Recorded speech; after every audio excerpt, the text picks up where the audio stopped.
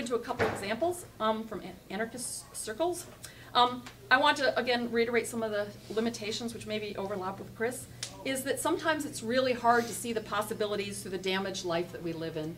How damaged we are, how damaged society is, how awful it is, and sometimes those examples will be in the most surprising places that, for me as an anarchist, are often hard to explain to other anarchists.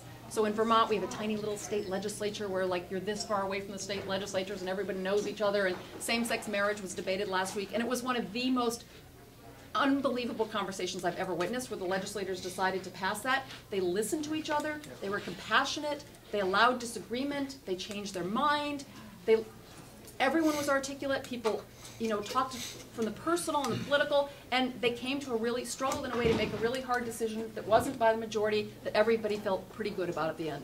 So one guy said, and I've never heard this in anarchist circles, and I was like, and I had mentioned this to some anarchist friends, and they're like, well, even a good day in the State House is still, you know, the state. And I was like, but if we can't see the humanity and learn from this moment of how people could talk to each other in a different form of politics.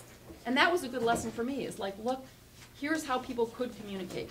So one guy stood up, for instance, and he said, he was like 75 or 80, and he said, I've been a lifelong Catholic ever since I was born. I've been married to the same woman for 55 years. I believe in the sanctity of male-female marriage. I believe in the values of my religion. I cannot agree to same-sex marriage, but I want this bill to pass so much today, and this is the hardest moment of my life.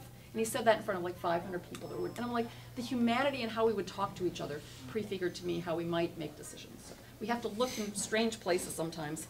Get rid of the state, but keep the good discussion. Okay. And the second thing I want to talk about is it's really interesting, and I want to move into anarchist practices in 5 minutes left or so.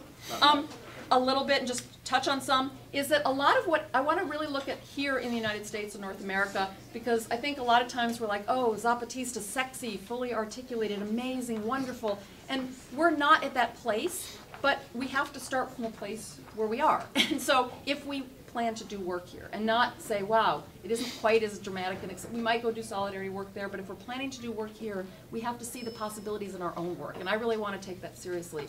And within anarchist circles in the past 10 or 15 years, I think there's been kind of a remarkable prefiguring of preconditions for something that might emerge as a social movement like that in the future.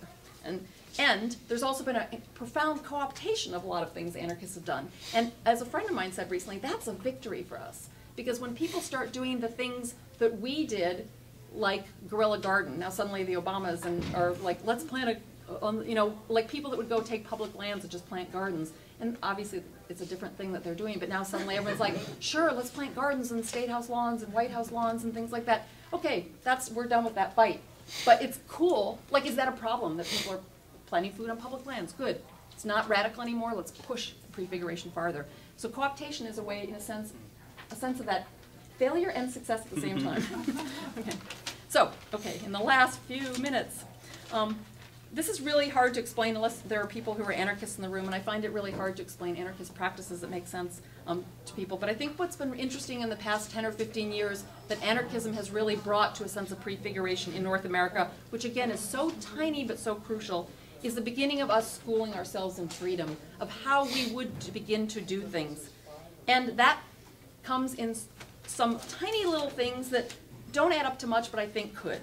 So I'll give just a few tiny little examples, and we can touch on others if people want to later.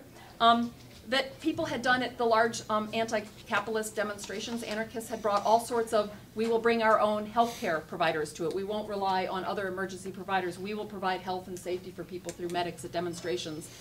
And in other spaces in the country, anarchists have engaged in all sorts of decentralized kooky eco-technologies where, you know, remediate water and you create, I don't know anything about this technology, so I'm going to sound like an idiot when I talk about this. But you do all sorts of eco-technologies, and what I found was interesting is when New Orleans happened, and this is so tiny and so fragmentary, and I wouldn't even point to it as a victory, but the beginnings of people being able to take that stuff people had done as medics and go down and do a clinic in New Orleans.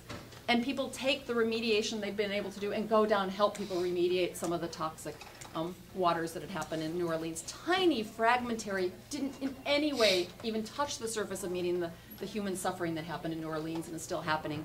But it was the beginning of what we might understand prefiguration, where we practice these things, and when moments happen in society where people need solidarity, need people who have skills, that we can bring those things and do it ourselves.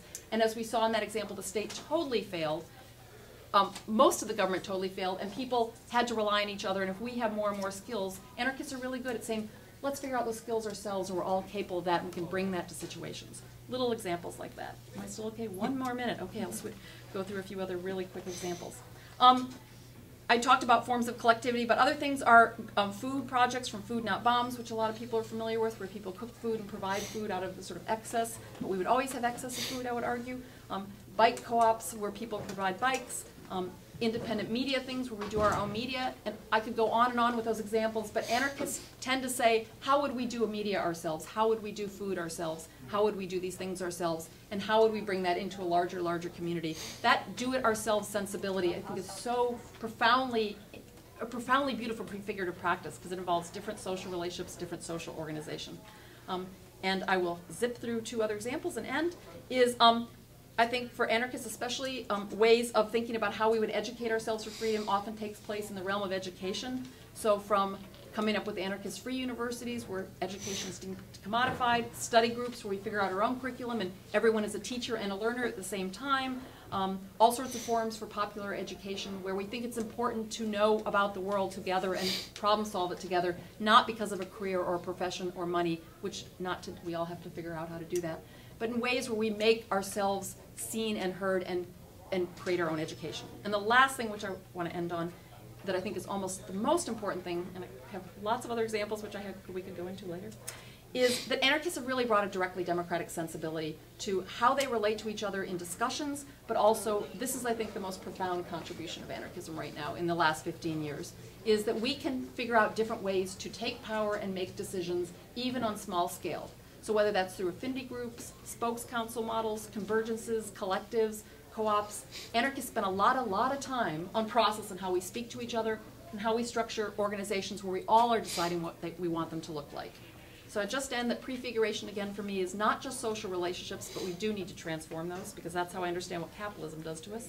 But also we need to transform social organization, which would mean creating our own institutions, and what would those look like? And I think anarchists have begun to prefigure both how we can relate to each other better, but the beginnings of inklings of what new institutions would look like, which would replace the ones we have right now.